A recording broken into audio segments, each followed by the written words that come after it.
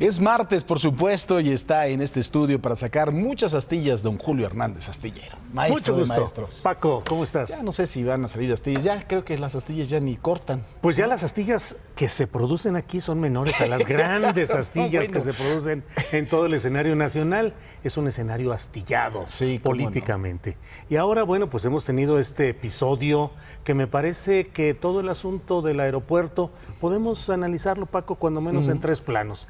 En el político yo estoy de acuerdo en que haya un planteamiento como el que ha hecho López Obrador de separación del poder político y el poder económico. Sí. Me parece que es correcto que se busquen resolver y corregir graves problemas estructurales e históricos de complicidades entre poderes empresariales y poderes políticos. El sexenio que está por terminar es un sexenio altamente cargado de episodios de corrupción y si se pusiera a consulta verdadera, auténtica, bien hecha, todo el andamiaje de contratos que se han realizado a lo largo de este sexenio, tendríamos una revolución. Bien hecha. Bien hecha. El método, me parece a mí que nadie que haya vivido procesos electorales como los hemos vivido, conocido y analizado y criticado, puede estar de acuerdo con el método que se usó. Fue una consulta que no tiene el mínimo de candados para garantizar veracidad y confiabilidad. Fue un método político para resolver y para imponer finalmente una decisión política de López Obrador. ¿Imponer te pareció autoritaria la decisión?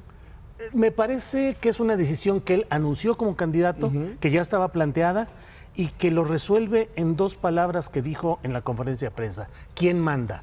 O sea, esto fue como el vaso, como el quinazo y como el encarcelamiento del hermano de Carlos Salinas, de Raúl Salinas. Claro. ¿Quién manda? Pues el presidente. Como ¿no? el momento en el que José López Portillo mandó a Luis Echeverría de embajador a las Islas Fiji.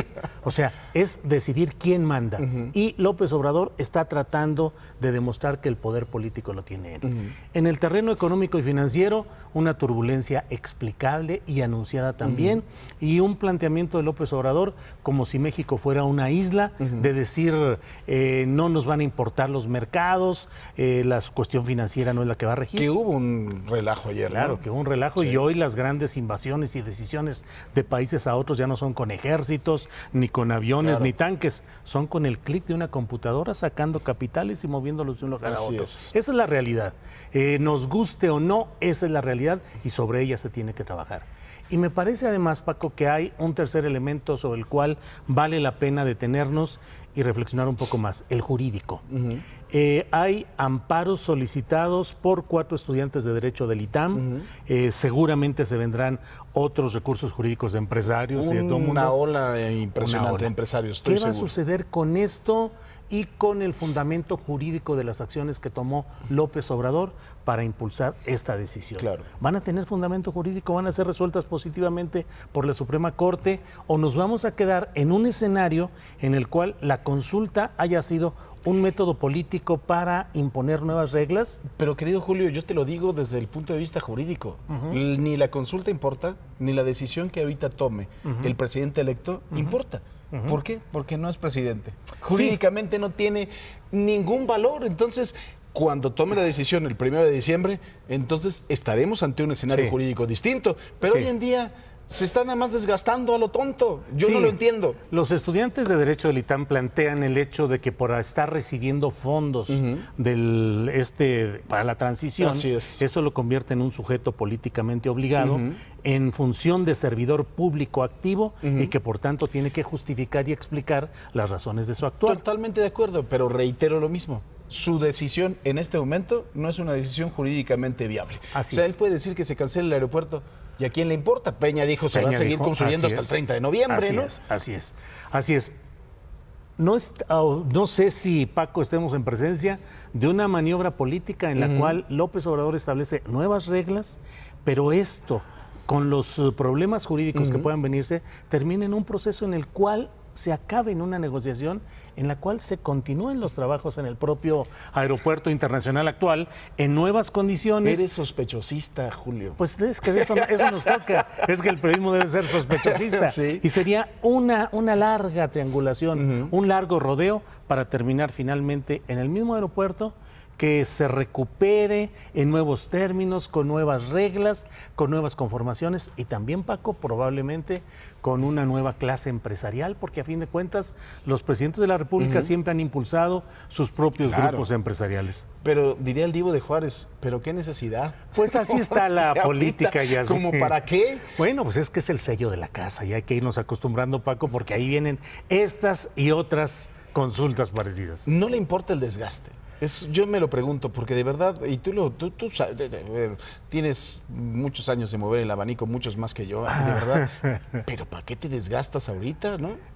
Pero en el conflicto López Obrador suele crecer, en el conflicto suele consolidarse y esta es una especie de expropiación del poder empresarial. López Obrador está apostando es como el desafuero, apostar en un acto administrativo y judicialmente controvertido, pero decir, se lo puede hacer tengo esto. yo, Así son es. mis canicas y les voy a prestar poquito. Y finalmente el mensaje que envían es un mensaje de López Obrador muy contundente en términos electorales. El pueblo manda, yo estoy con el pueblo y no estaré con la mafia del poder. Entonces es congruente con su posicionamiento político y electoral. Te voy a decir una cosa, finalmente lo dijo toda la campaña. No sé cuál es la sorpresa. Pues sí, es lo que yo digo, sí, claro. Sí, digo, la consulta fue una Cantado broma. estaba. No, la consulta fue una broma, pero la decisión era una decisión que anunció toda la campaña. Que anunció, ¿no? Y a lo largo de la preparación de la consulta hubo suficientes mensajes indicativos de que Santa Lucía era lo que se estaba buscando. Ahora, ¿cambió 30 millones de votos por 700,000?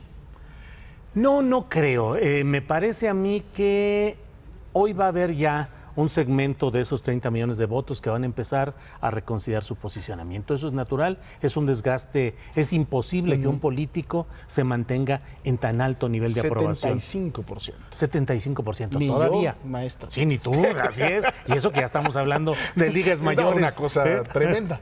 Pero es imposible que se mantenga en ese nivel y conforme vaya ejerciendo el poder decisiones concretas, seguramente va a ir bajando todo esto. Es imposible, pero en esencia creo que él mantiene la fidelidad de su segmento duro, mantiene el control de ciertos grupos flotantes que están indecisos. Y les da un manazo a los empresarios muy fuerte. Pues claro, imagínate, ahí sí es histórico en ese sentido, si es que se sostiene, Paco, porque el otro asunto es que termine en una negociación, en nuevas reglas, con nuevas integraciones y terminemos con Texcoco como un punto final de este aterrizaje casi forzoso.